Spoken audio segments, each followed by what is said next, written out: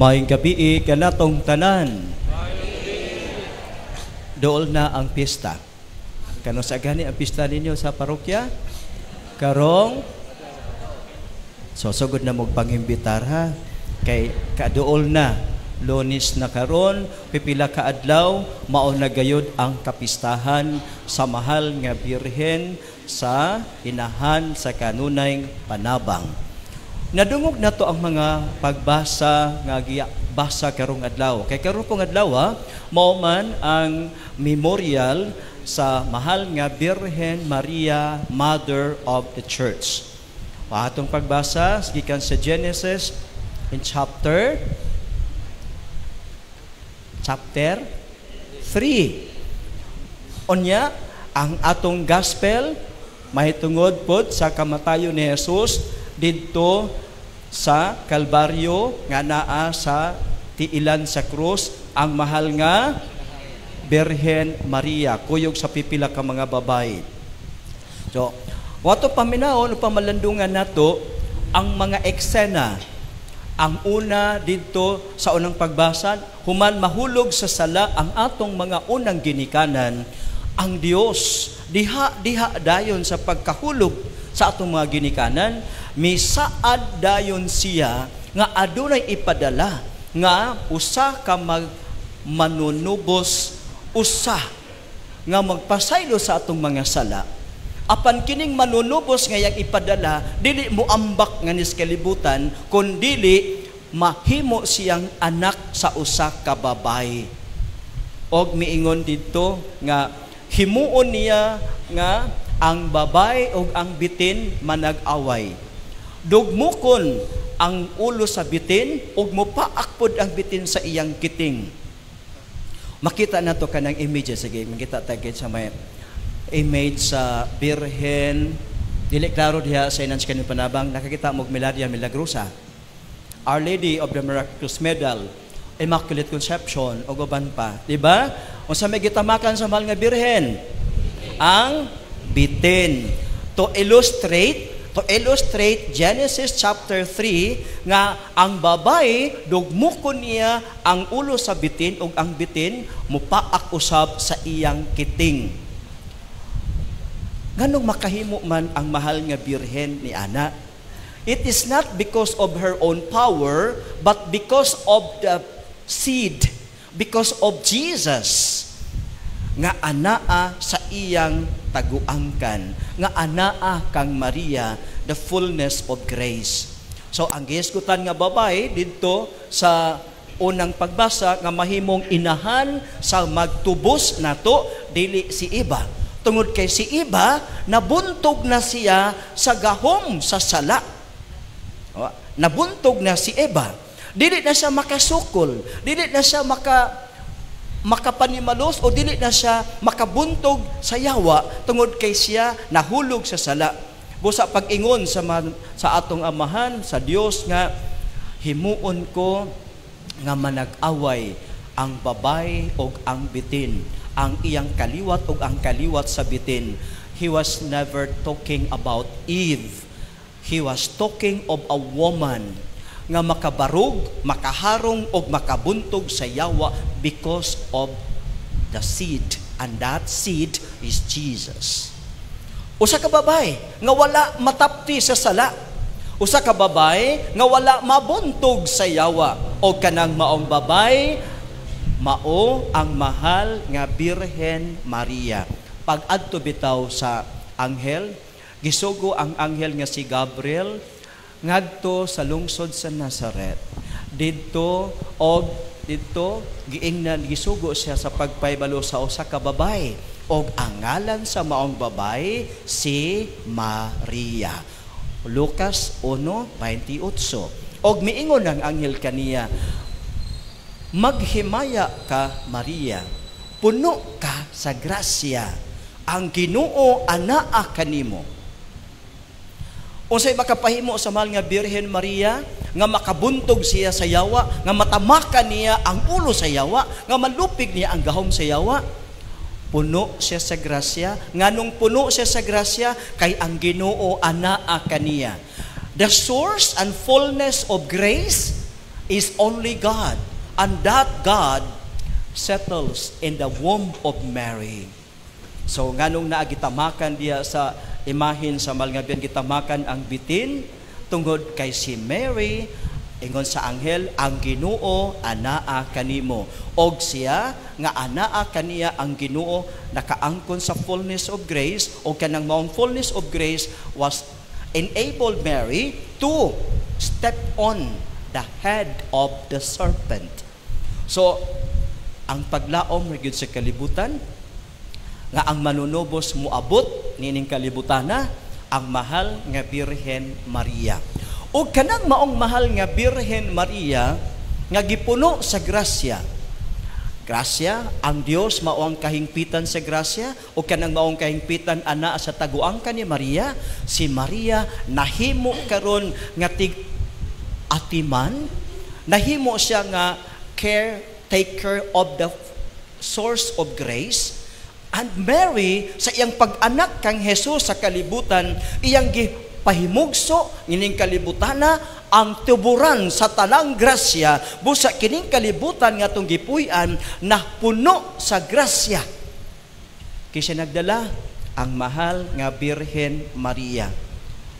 Mao na gitawag nato si Mary nga the treasure of the treasures of heaven, the dispenser of grace. Karon kining Maria nga nagdala og nagpahimugso nganhi kang Hesus sa kalibutan, mibarog diha sa tiilan sa krus ni Jesus. Unya pag-abot niya sa tiilan sa krus ni Jesus, sa ingon sa atong Ginoo, babay, ania ang imong anak, anak, ania ang imong inahan. Unya pagkahuman ni ana, padayon sa storya sa gospel, namatay si Jesus o gipamali sa mga sundao ang mga tiil, mga bitiis atong mga uban nga gilansang tupad ni Jesus. Unya kay si Jesus pagabot nila didto, patay naman, gidughang ang kilid ni Jesus sa bangkaw sa usa ka sundao. Og unsay nahitabo?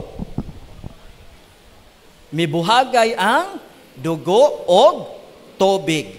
Dugo og tubig. Unsay kolor sa dugo? Unsay kolor sa tubig?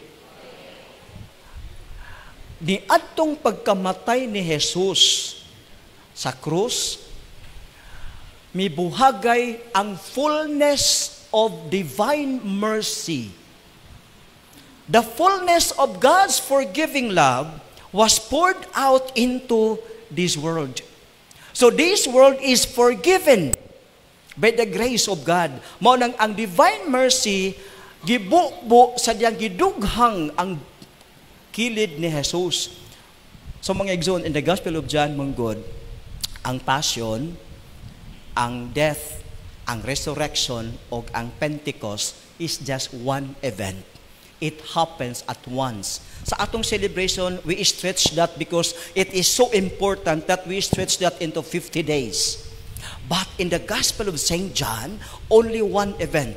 It happened at once. At the death of Jesus, He poured down the fullness of His grace, the fullness of forgiveness, the fullness of mercy from the heart that suffers, from the heart of Jesus that is offered for the expiation of sins.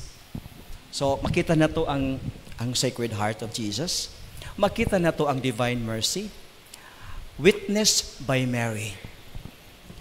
At tanaw na eksena nga pagkanindot no, ang atong inahan nga mananaog batok sa yawa, ang atong inahan nakasaksi sa passion, death, resurrection, and Pentecost, the outpouring of the grace of God in this world, witnessed by Mary. So, kanindot kayo nga tanaw na to, nga kana siya, mo na nga gitawag nato ang atong inahan, Birhen Maria, inahan sa kanunay nga panabang, kay ngano di ay, anaa kaniya nagpahiluna ang kahingpitan sa grasya, og si Maria maoy mipahimugso nining tuburan sa grasya nganhis kalibutan. inahan sa kanunay panabang, busa ang makasasala, makadangop gayud kang Maria anytime. Mudangop kang Mary, ang usa ka makasasala ug ang usa ka makasasala dili gayud hikalimtan sa mahal nga birhen sa pagtabang.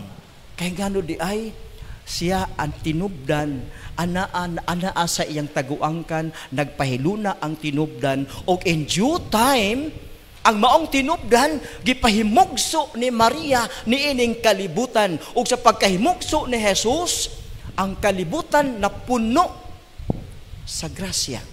O sa pagkamatay ni Jesus, gipabuhagay the abundant mercy of God, gipabuhagay nganhi sa tibuok kalibutan. So kining kalibutan nga tong gipuy-an is mercy-filled, grace-filled, love-filled, forgiveness-filled.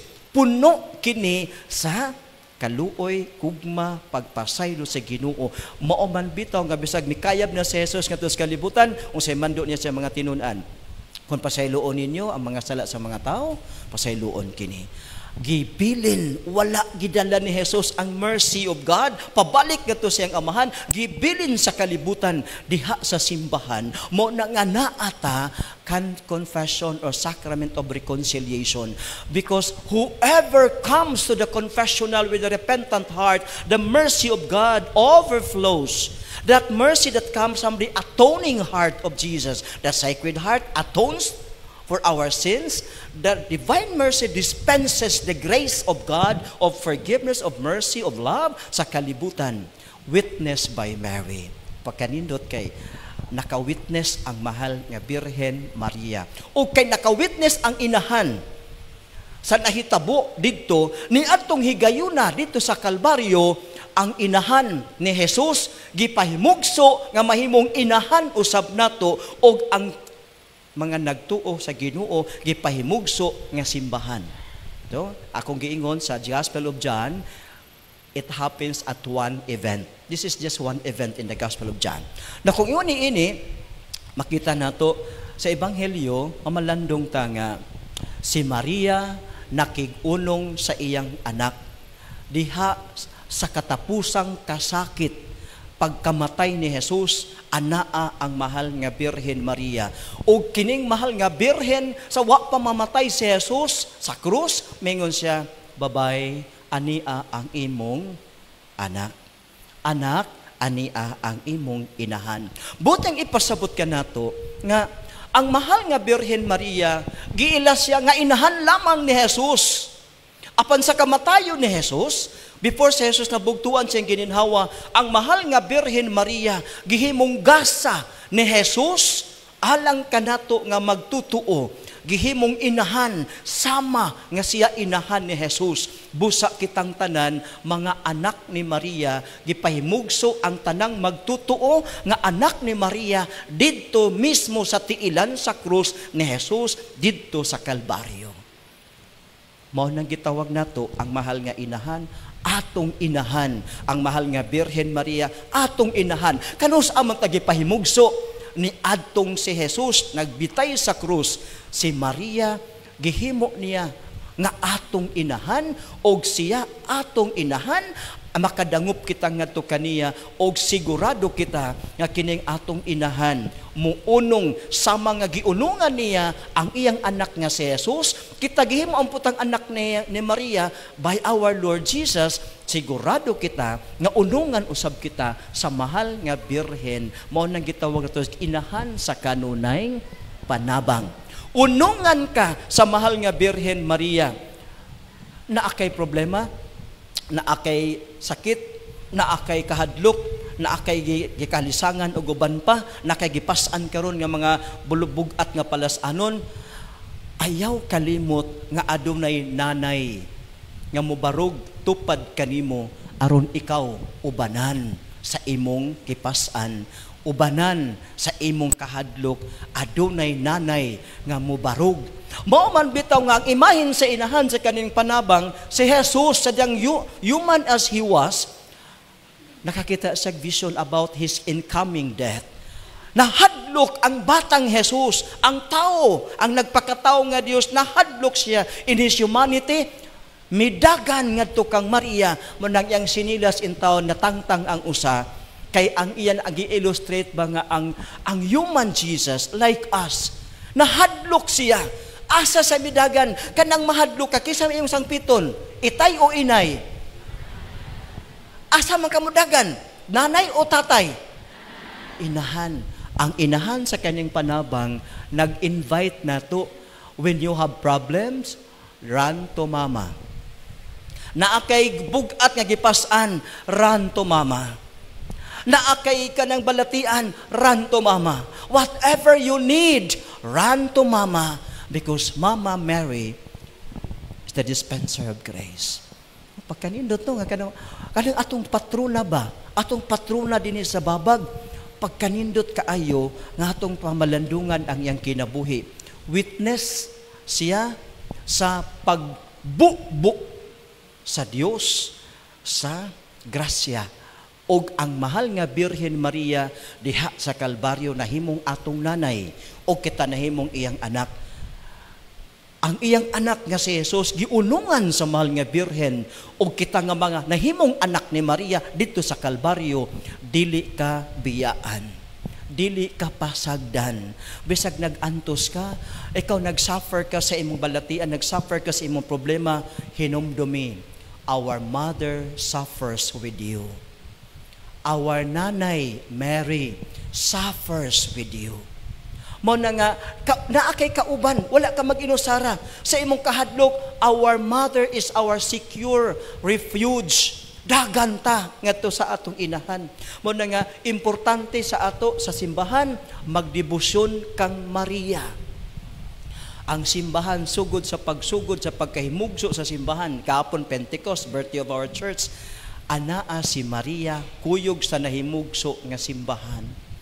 Anaa ang mahal nga Birhen kuyog sa simbahan tungod kay siya gihimo nga mama natong tanan, mama sa simbahan. Kay si Mama Mary mao ang mama sa ulo sa simbahan nga mao si Jesus. So mga igsoon, ang atong paglawig karon sa Pilgrim of Hope, so we are pilgrims of hope, ang atong sigurado nga paglaom ang mahal nga Birhen Maria. Kuyog ta sa mahal nga Birhen Maria sa paglawig as pilgrims of hope. Bisan unsay kahimtang nato, we walk with Mary. O diya sa atong paglawig with Mary, sigurado kita nga makaabot kita ngadto sa atong final destination because Mary is with us. Mary walks with us and Mary inspires us to hope bisan pa man og daghan tag problema o kalisod nga atong nasinati niining kalibutan karon. Sometimes we cannot understand the things happening around us, but Mama Mary stood. She stood with us. O ang iyang pagbarog sa taliwala nato is a source of hope. Ang iyang pagbarog sa tiilan sa krus ni Jesus, sa pagkakita ni Jesus sa iyang inahan, Mama Mary's presence is more than enough for Jesus. More than enough ang presence niya. Namatay si Jesus, nga adunay kauban, wala mag-inusara ang Ginoo. Ang iyang amahan, anaa, of course, but ang inahan, anaa, kuyog niya itong mga pipila ka mga babae, may barog o may unong ang mahal nga Birhen kang Jesus. Kita man usab, mga nagdebosyon o mga anak ni Maria, pakusgon nato ang debosyon sa mahal nga Birhen, knowing that Mama Mary will never abandon any one of us. Unsa pa kaha kung magdebosyon ta sa mahal nga Birhen? Unsa pa kaha kung love nato si Mama Mary? Unsa pa kaha kung kita everyday we call on our mother whose name is Mary? Kung duol ko tawag ta kang Maria, duol gyud tas kusina, duol tas grasya, duol tas sa mga panalangin. Busa everyday make it a habit. Call Mama. Everyday go to Mama. Everyday entrust yourself to Mama. And Mama will bring us closer to God. Dalhon taniya. Sa mga kaigsuunan, sa atong pagnovena karon, sa atong pagpangayo sa mga grasya sa atong inahan, salig, have faith in our mother. Dili ka biyaan, dili ka papaulion, dili ka palakton without bringing a blessing home. So, kasi di ta makanotice no, kaya atong focus sa atong hunahuna lahi.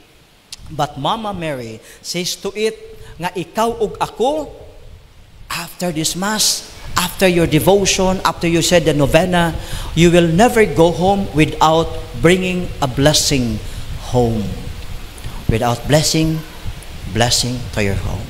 Mary says to it that, because Mama, dili yun siya makaako nga ikaw ug ako mo pauli nga walay bit-bit nga grasya.